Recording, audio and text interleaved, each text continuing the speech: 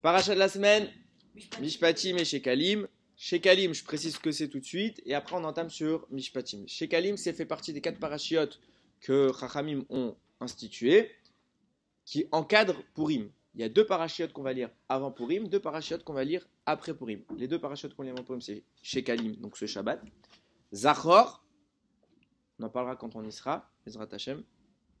Après en milieu, on a Purim, donc avec la Megillat Esther. Puis après Purim, on a Shabbat Para, donc on va lire la Parashat Para, et Shabbat Achodesh, juste avant Rosh Chodesh Nissan. Shekalim, ça parle de quoi? C'est dans Kitissa.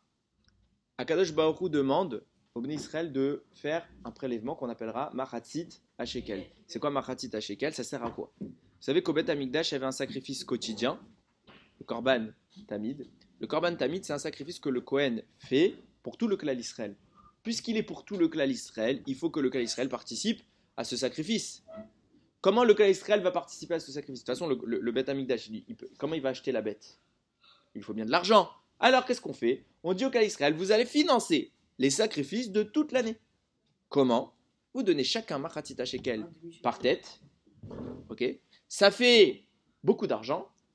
Et avec ça, toute l'année, on a les caisses remplies. On peut acheter tous les jours la bête qu'on va sacrifier.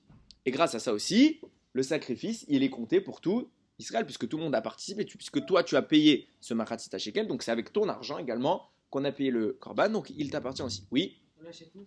Où ils l'achètent? Bah, ils achètent une bête. Mais à qui? Bah, des vendeurs de bêtes. C'est les juifs, forcément. Bah, non, pas forcément, on peut acheter à n'importe qui. On achète une bête. Ouais? On pouvait sacrifier des bêtes créées. Non, aucun rapport. Tu peux pas. Maintenant, je reprends ce que je disais.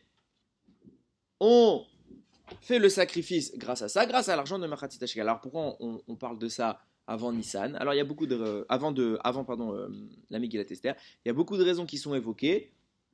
Celle la plus évoquée, c'est de dire Aman, un rachat, connaissez tous l'histoire de Purim, lorsqu'il est allé voir Achashverosh, il a dit Yeshno Amechad Mefuzar Meforad Ben Hamim, etc. Il y a un peuple qui est tordu, qui est éparpillé parmi tes nations que tu gères, il faut le tuer. Comment il a voulu le convaincre? Il est venu avec une grosse somme d'argent. Combien? 10 000 pesants d'argent. Il a dit au roi, voilà, je te donne ça, et en échange, tu me donnes le droit de tuer tous les juifs de ton royaume. Le roi va lui dire, à Kesef Natunlar, l'argent, il t'est donné, et au peuple, tu lui feras ce que bon te semble. Pas besoin de prendre l'argent. Tue-les. Ok. Vient à Kadosh Baruch ou dans le Midrash nous dit qu'est-ce qu'il a dit à Kadosh Baruch. Il a dit ah man, tu t'es cru intelligent avec ton argent, t'as cru qu'avec cet argent t'allais pouvoir acheter le clan d'Israël, mais moi j'ai demandé à mes enfants depuis des années de prélever Machatzit Shekel. Cet argent de Machatzit Shekel vient annuler les 10 000 pesants d'argent que tu as voulu verser au roi, et ça annule ton décret de mort des Juifs. Et bon, vous connaissez tous l'histoire, on a été sauvés. Maintenant, on va revenir tout à l'heure sur ça, mais pour l'instant, on va commencer avec Parashat Mishpatim. Dans la Parashat Mishpatim, on parle d'énormément de sujets. C'est une Parashat qui est la suite logique de celle de la semaine dernière. La semaine dernière, on a eu Yitro, on a reçu la Torah. Et puisqu'on a reçu la Torah, maintenant, il faut bien qu'on nous donne les lois que contient cette Torah. Vous savez bien que la Torah ne contient pas que 10 commandements, elle en contient 613. Donc, on a reçu 10 la semaine. Et maintenant, on reçoit les autres. Le premier de ces commandements, c'est celui du Eved Ivri. Le Eved Ivri, c'est quoi? C'est un homme qui a volé et qui ne peut pas rembourser sa dette. Donc la Torah nous demande de faire quoi? On va le vendre en esclave durant une période de 6 ans. Et à la 7e année, il pourra sortir. Nous, on s'interroge sur la notion du Eved Ivri. Pourquoi on vend un Eved Ivri? Qu'est-ce qu'elle fait? Pourquoi la Torah va... C'est moche de vendre un homme en esclave. Surtout aujourd'hui, on a les droits de l'homme, etc. C'est des notions qui nous échappent. Pourquoi la Torah nous demande de vendre quelqu'un en esclave? D'où ça vient? D'où ça vient? Le Kli Yakar, il va nous donner une explication qui est très intéressante. De même que les Bnei Israël sont descendus en Égypte, pourquoi? Le premier commandement de notre paracha, c'est Mishpatim, c'est Eved Ivri. Pourquoi ça vient en premier commandement? En rapport avec le premier commandement de la Torah, enfin le premier commandement des 10 commandements. Anochi Adoshem Elokecha Sherotetira Meretz Mitzrayim. Je t'ai fait sortir de la terre d'Égypte. Pourquoi Hachem vient dire ça? Rappelez-vous ce que vous avez fait vous-même à Yosef. Vous avez volé Yosef, puisque Yosef est un homme libre. Vous l'avez volé, vous l'avez transformé en esclave. Vous devez maintenant rembourser ça. Comment? Je vous ai envoyé en esclave. un homme qui vole, et qui ne peut pas rembourser, qu'est-ce qu'on fait? On le vend en esclave, Eved Ivri. Même halakha se répète au début de notre paracha et le premier commandement. Sauf que Hachem, il vient et dit Anochi Adoshem Elokecha Asher Hotzeti Ramecha. Je t'ai fait sortir d'Égypte. Et alors, qu'est-ce que ça fait? Quel rapport avec le Eved Ivri? Pour te dire la chose suivante. Un Eved Ivri doit être libéré.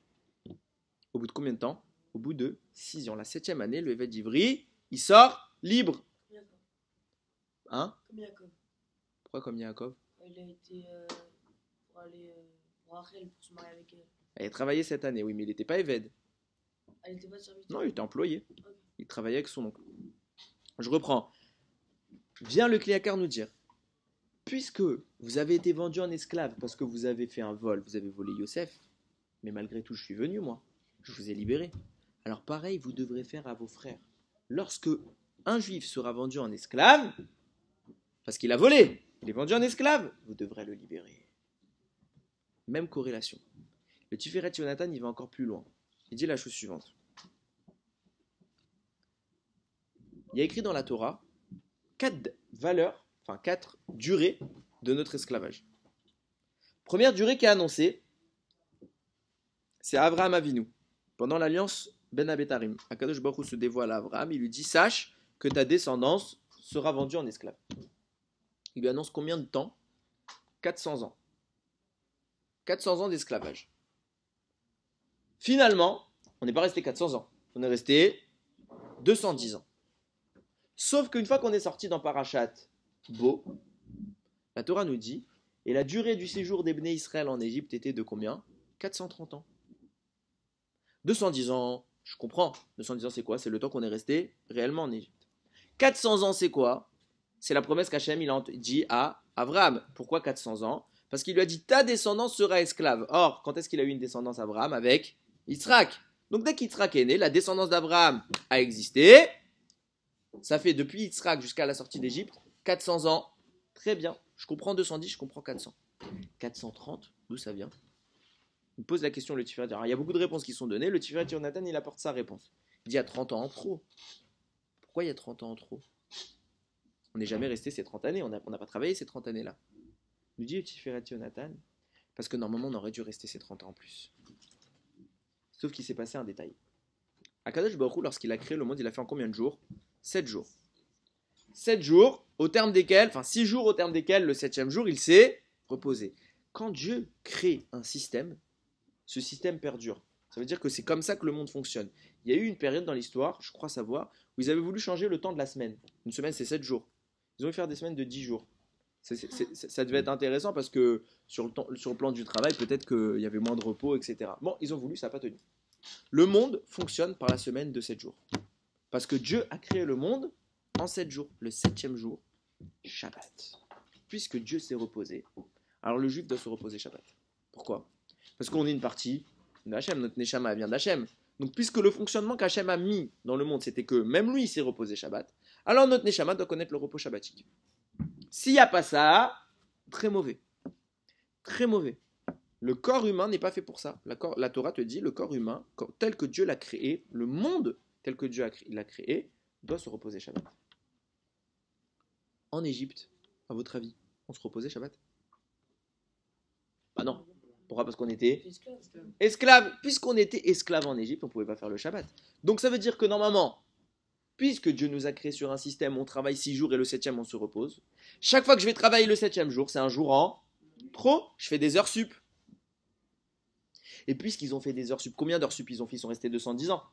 Donc un 7e en trop. Ils ont travaillé à chaque fois. Sur chaque semaine qu'il y a eu durant les 210 ans, il y avait un jour en trop sur 7 jours. Donc un 7e en trop. Un 7e de 210, ça fait combien? 30 ans. Nous dit le Tiferet Yonatan, normalement on aurait dû rester en Égypte 430 ans. Donc depuis Yitzhak, il n'aurait pas dû avoir 400 ans, il aurait dû avoir 430. Mais comme pendant les 210 années de la fin, on travaillait le Shabbat contre notre gré et contre la nature, alors on a fait 30 années supplémentaires durant ces 210 ans. Du coup, Akadosh Baruch Hu, le nous libère au bout de 240 ans, il nous a libéré au bout de 210 ans. Ces 30 années supplémentaires qui sont écrites dans la Torah, c'est de là qu'elles viennent. Parallèlement à ça, la Torah nous dit que c'est écrit dans Yirmiya, je vous lis le texte. Je l'ai ici. Voilà. Miket Sheva Shanim Teshalechelu Ish. Teshalechou, pardon. Ish et arrive à Ivri, Asher Yimacher Lecha. Au bout de 7 ans, alors Miket, ici on va traduire au début de la 7e année, tu feras sortir le juif qui a été vendu chez toi. Vavadecha, Sheshanim, il aura travaillé, donc puisqu'il sort au début de la 7e année, il a travaillé 6 ans. Le Evad Ivri ne veut travailler que pour une durée de 6 ans, la 7e année il doit sortir. Sauf que le mot Miket, qu'on a traduit ici par au début, il veut toujours dire au début dans la Torah. Généralement, il veut dire à la fin. Donnez-moi un exemple. Il y a une paracha qui porte ce nom. Miket. Vayehi, Miket, Shenataim, Yamim. On est à quel moment? Au moment où Yosef a été mis en prison. Et nous dit la Torah, au terme des 2 années, Pharaon, il a rêvé. Miket, c'est traduit par au terme. Donc ça veut dire que si je traduis Miket par au terme, ça veut dire au terme de 7 ans, vous renverrez votre serviteur. Et il aura travaillé 6 ans. Mais là, il y a une incohérence. Si tu dis que c'est au terme de 7 ans qu'il est libéré, alors il n'a pas travaillé 6 ans, il a travaillé 7 ans. Nous dit le Tiferet Yonatan, puisque l'Égypte a été la source de l'esclavage juif, alors l'esclavage juif doit perdurer dans ce schéma-là. À savoir, l'esclave juif aurait dû rester 7 ans. Mais il s'est passé quoi pendant les 6 premières années? Est-ce qu'il a pu faire le Shabbat comme il voulait? Alors, Halacha, un serviteur, on n'a pas le droit de lui donner des mélachot, on n'a pas le droit de lui faire transgresser Shabbat. J'ai le droit de lui dire, j'ai un serviteur à la maison, je lui dis allume la lumière, j'ai le droit, Shabbat, assour. Cependant, j'ai le droit de lui donner toutes les corvées qui sont permises de Shabbat, débarrasser la table. J'ai le droit? Oui.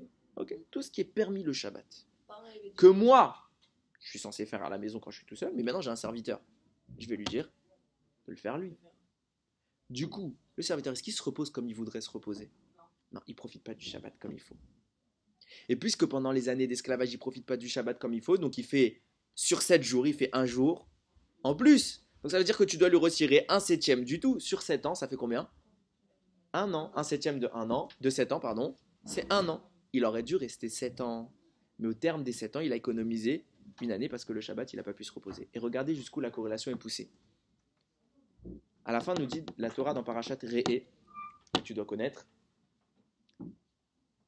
le Eved d'Ivri, on ne le renvoie pas les mains vides. L'Otechalecheno, Rekam, tu ne le renverras pas les mains vides. Pourquoi? Il a travaillé chez toi, tu lui donnes de l'argent pourtant. Mais tu l'as payé. Mais attends, je l'ai payé, etc. Quel rapport maintenant? Pourquoi je vais payer c'est sa faute s'il était Eved.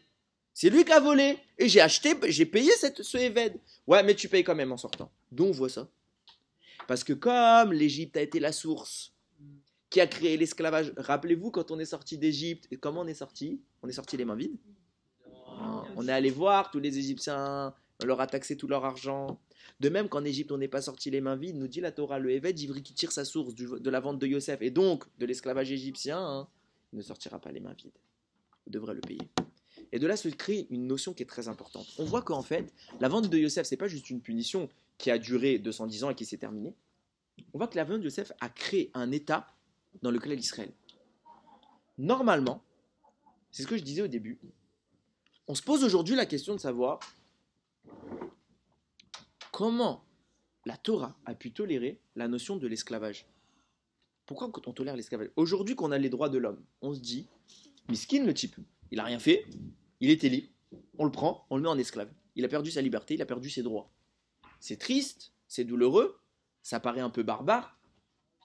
Aujourd'hui, on se pose cette question. À l'époque, il ne se la posait peut-être pas, mais nous, on se la pose. Comment la Torah peut tolérer? Je vous réponds net, la Torah ne tolère pas. La Torah ne tolère pas. Remontez dans l'histoire, à la création du monde, Adam et Chava, jusqu'au Maboul, on entend parler des esclaves? Quand est-ce que la première fois on parle d'esclavage? Non, pas en Égypte. Noach. Il s'est passé quoi? Noach sort de la Teva, il boit de l'alcool, il est ivre, son fils Ram vient, il se moque de lui. Qu'est-ce qui se passe? Noach maudit Ram et ses descendants. Il lui dit quoi? Il leur dit Eved Avadim, vous serez les serviteurs des serviteurs. Qui doit être les serviteurs du monde? Ceux qui ont fait une Avera. Ram, juste les enfants de Ram. Donc ça veut dire que le monde normalement est libre, tous les êtres humains sont libres, mais il y a une partie du monde qui a fauté, on l'a puni, et c'est de là qu'a apparu l'esclavage. Mais tous ceux qui n'ont pas fait d'Avera, qui ne se sont pas moqués de Noach, ne sont pas esclaves. Donc, Noach avait 3 fils, Shem, Ham et Yafet. Il n'y a que Ham. Et donc, les 2 tiers du reste du monde ne sont pas taurés. Comprenons bien, la Torah a créé l'esclavage en tant que punition, pas en tant que droit d'un propriétaire de prendre un homme et de lui voler sa liberté.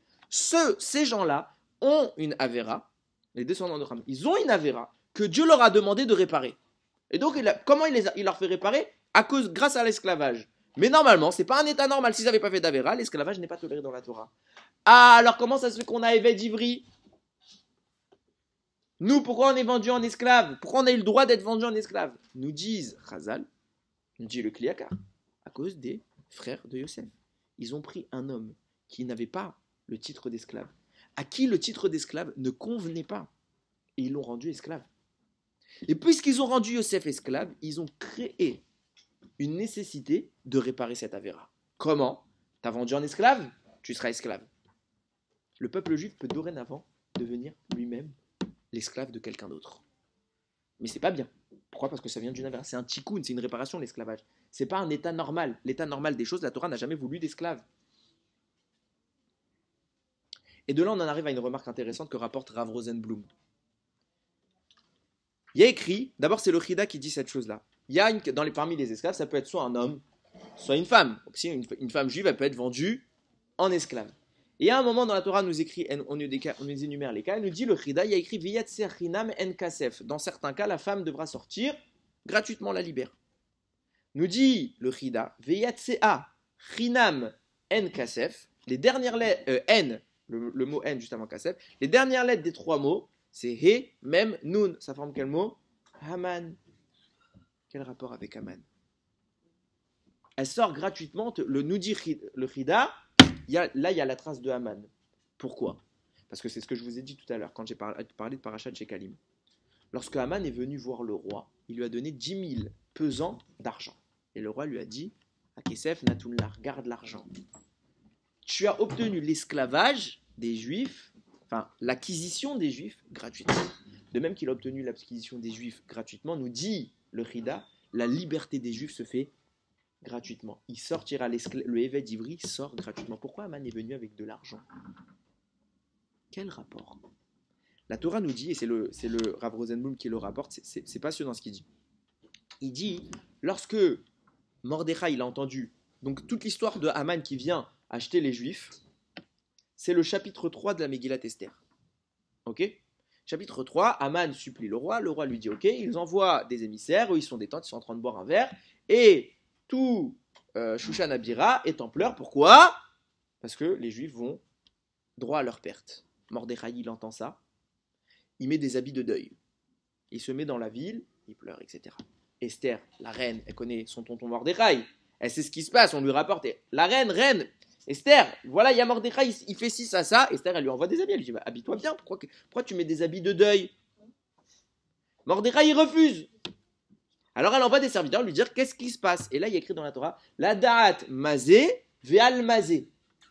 Je traduis, elle a envoyé des serviteurs pour savoir qu'est-ce que c'était et pourquoi c'était.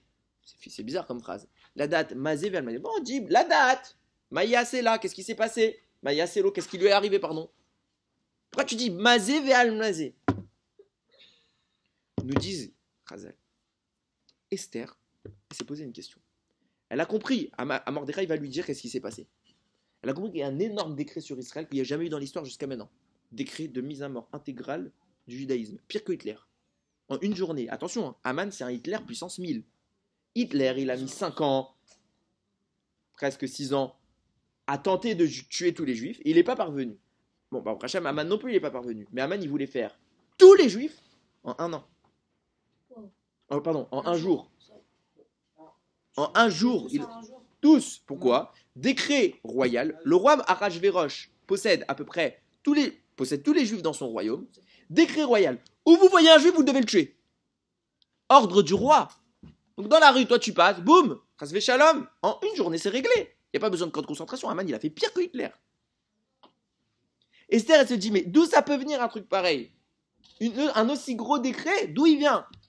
Il n'y a que 2 fautes qu'on connaît dans l'histoire qui sont tellement graves qui peuvent nous arriver et qui pourraient nous amener à notre perte. C'est quoi?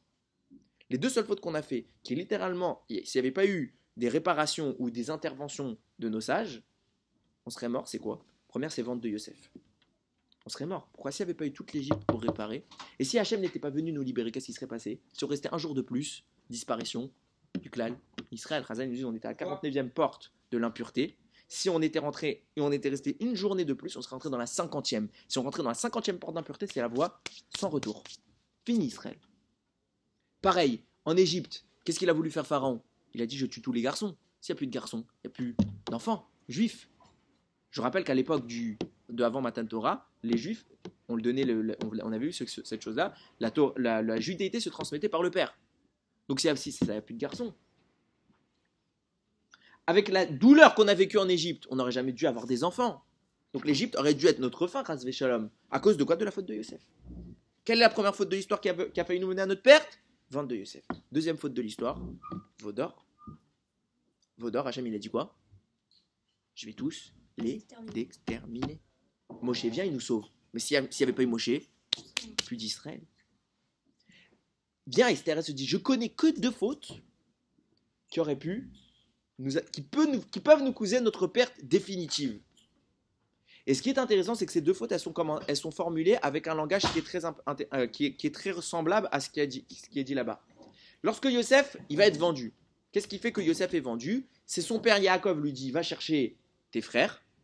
Yosef va les chercher. Il arrive, il les trouve pas. Il y a un homme qui passe, un homme errant. Bon, Chazal nous ont dit que c'était plus tard, c'était un malach. Mais en attendant, il y a un homme qui passe. Il lui demande où est-ce qu'ils sont. Il leur répond, Naséou misé. Ils sont partis d'ici. Rachi, il dit, ça veut dire quoi, Naséou misé? Je vous lis directement en français. Ils se sont départis de tout sentiment de fraternité à ton égard. En clair, ils ont décidé de se séparer de toi. Lui, il ne sait pas, Yosef, il ne comprend pas tout de suite, parce que c'est une allusion. C'est Rachid qui nous dit, le malach a voulu dévoiler à Yosef ici, Nassou misé. Zé, c'est toi, de ça, ils sont partis d'ici, ça veut dire qu'il n'y a plus de fraternité, tu n'es plus leur frère. Et puisque tu n'es plus leur frère, ils vont te vendre. Vous voyez que c'est quoi le mot qui a enclenché ça? Zé. Pareillement, au moment du veau d'or, qu'est-ce que les Bnei Israël ont sorti comme argument pour pouvoir faire le veau d'or? Ils ont dit Kizé Moshe Aïch Asher Elanu Meretz Misraim, le Yadanu Ma'ayalo. Cet homme Moshe qui nous a fait sortir d'Égypte, on ne sait pas où est-ce qu'il est. Et donc, puisqu'on ne sait pas où est-ce qu'il est, on va faire le veau d'or. C'est quoi qui est écrit encore? Kizé. Vient Esther Amalka. Elle dit il y a deux fautes qui sont assez graves pour nous mener à notre perte. C'est quoi? La vente de Yosef qui commence par Zé et le Hegel qui commence par Zé. La date, Mazé, Véal Mazé, elle a dit à Mordechai, c'est quoi la source du décret? Zé ou Zé? Zé pour la vente de Yosef ou Zé pour le veau d'or? Vient Mordechai, il lui raconte Parachat Kesef. Il lui dit non, c'est l'histoire de l'argent. De quoi on parle? Lorsque les frères ils ont vendu Yosef, ils l'ont vendu contre l'argent. Vient Mordechai, il lui dit non, c'est pas le veau d'or, c'est la vente de Yosef. Et c'est pour ça que Haman, il est venu avec de l'argent pour dire à Kadosh Baruch Hu, souviens-toi de Yosef, ce qu'ils ont fait tes enfants, les Bnei Israël, ils ont donné de l'argent, moi aussi je vais donner de l'argent. Pour rappeler la faute de Yosef, enfin de la vente de Yosef. Et grâce à ça, grâce à la vente de Yosef, qu'est-ce qui s'est passé? Ils ont été vendus en esclaves. Alors moi aussi je viens avec de l'argent, comme ça, quand Kadosh Baruch Hu me laisse les prendre en esclaves. Et puisqu'il va me les prendre en esclaves, je vais pouvoir les éradiquer, chas v'shalom. Viens, Achashverosh, il dit à Kesef, Natunlar, garde l'argent. Remez, qu'Akadosh Baruch Hu lui dit, quoi? D'où vient, comme je l'ai dit tout à l'heure, d'où vient la possibilité d'être vendu en esclave? Maintenant, on est vendu en esclave à Haman, il peut faire ce qu'il veut de nous. D'où vient la possibilité d'être vendu en esclave? De Yosef. Qu'est-ce qu'Akadosh Baruch Hu il a mis comme halakha en contrepartie de Yosef? Le Eved Ivri. Il se passe quoi au terme du Eved Ivri? Il doit sortir gratuitement. Au bout des 6 ans, une fois que le décret est terminé, il sort gratuitement. Hachem vient dire la chose suivante. Mes enfants, en libérant gratuitement leurs esclaves, annulent la faute de Yosef qui a été vendu pour de l'argent. Alors, qu'est-ce qu'il vient? Tu viens me donner de l'argent? Je le refuse. Hachem lui met un remez. Je refuse ton argent. Pourquoi? Parce que tu ne peux pas acheter mes enfants. Ils ont déjà remboursé la dette. Et puisqu'ils ont voulu rembourser la dette grâce à la mitzvah de Eved Ivri, alors Haman y perd tout moyen de nous tuer. Et Akadosh Baruch Hu, il dit, puisque vous avez libéré, vous avez fait comme moi, je vais faire comme vous. Comme moi, vous avez fait parce que je vous ai fait sortir d'Égypte gratuitement, alors vous aussi, vous libérez le Eved Ivri gratuitement. Pareil, contre Haman, gratuitement, je vais vous sauver. On a eu à dépenser 1 centime pour se libérer d'Aman? Rien. Rien. La seule chose qu'a dit Esther, elle a dit Ler kenos et kol hayudim, va réunir tous les juifs. Pourquoi? Va réunir, ils vont prier, ils vont jeûner pour moi. Pourquoi? Parce que qu'est-ce qui a causé la vente de Yosef? La sinat Rinam, la haine gratuite. Et qu'est-ce qu'il a dit à Aman? Il a dit à Achashverosh, ce peuple-là, il est Mefouzar ou Meforad. Il est éparpillé, il est dispersé dans les nations. Pourquoi? Parce qu'il n'y a pas de hardout. Ils sont tous dispersés. Il y a la haine entre eux. Vient Esther et a dit, puisqu'il a voulu éveiller la faute de Yosef, la haine des frères, et de se dire, grâce à cette faute, tu vas réussir à tuer les juifs. Elle a dit à Mordechai, réunis tous les juifs, crée la hardout, crée le shalom entre eux. Et lorsqu'il y a la hardout, ça suffit pour vaincre Aman. Aman, qui était l'instigateur de notre fin, il va lui-même être pendu. Il a voulu c'est sympa ce qu'il dit le Rida. Il dit, comment il a été pendu Aman? Sur un arbre. Valeur numérique du mot arbre. Arbre en hébreu, ça se dit Aetz. Ça fait combien? Aïn, c'est 70. P, Tzadik, c'est 90. Donc ça fait 160. Or, Aman, avec quoi il a voulu nous acheter? Avec du Kesef, de l'argent. Kesef, valeur numérique, Kaf, 20. Sa mère, 60, ça fait 80. Et P, Sophite, 80 encore, ça fait 160. Tu as voulu venir avec de l'argent. Alors la valeur de cet argent va se transformer en une autre forme. Quoi? L'argent que tu as amené, c'est ce qui va être ta perte. Tu vas être pendu. Tout se retourne contre Aman. C'est ça le secret de notre paracha. À savoir qu'Akadosh Baruch Hu, il a dit la chose suivante. Gardez la bonté. Certes, il y a un homme, c'est un voleur. C'est un rachat, c'est un voleur. Il va être vendu en esclave. Tu as l'ascendant sur lui. Garde ton cœur. Oublie pas que c'est ton frère. Libère-le. Et quand tu le libéras, tu vas faire du chesed. Et quand tu vas faire du chesed, tu vas t'opposer à la faute de Yosef. Et il n'y a aucun ennemi qui peut te battre quand tu fais du chesed. Pourquoi? Parce que tu ressembles à Kadosh Baruch Hu qui a créé le monde par chesed. Lorsqu'on est des gens qui ont la bonté en nous, alors il n'y a aucun ennemi. Aman, le plus grand ennemi qu'on ait eu, comprenez bien, c'est l'homme qui a failli vraiment arriver à la solution finale du judaïsme. Plus que Hitler. C'est Amalek, Aman. Plus que Hitler. Comment on l'a battu? Pas par la guerre. Enfin, si, on a quand même eu à se défendre. Mais qu'est-ce qui a annulé son décret? La hardout. La bonté qu'on avait entre nous, la cohésion. C'est ça Israël. Amechad. On est un peuple qui est uni. On est un. De même que Dieu est un, on est un. Si nous, entre nous, on n'a pas le shalom, si nous, entre nous, on se déteste, on est jaloux, alors on devient comme les autres et on perd toute notre unité, toute notre force. Par contre, lorsqu'on est un et qu'on ressemble à Kadosh Baruch Hu, qui peut s'en prendre à quelque chose qui ressemble à Kadosh Baruch Hu? Qui peut venir vaincre quelque chose qui est à l'image d'Hachem? On n'a plus de problème. Le secret, c'est de ressembler à Hachem. Comment? Shalom, Ardout, Avat Israël. De même que la Sinat Rinam, la haine gratuite, a détruit le Beth Amikdash, la Avat Rinam, l'amour gratuit, le reconstruira. C'est ce que nous dit Razal. Alors c'est cet amour qu'il faut avoir entre nous. Je ne veux pas entendre des fois, j'entends dans les élèves ou entre copains, il y en a un qu'on aime, un qu'on n'aime pas. On n'est pas obligé d'être amis autant avec tout le monde. Mais ne pas s'aimer, ne pas aider un ami lorsqu'il a besoin, Chas v'shalom. Yératson que la hardout règne dans le clan d'Israël et que Bimera B'Yamenu Akadosh Baruch Hu nous envoie Mashiach.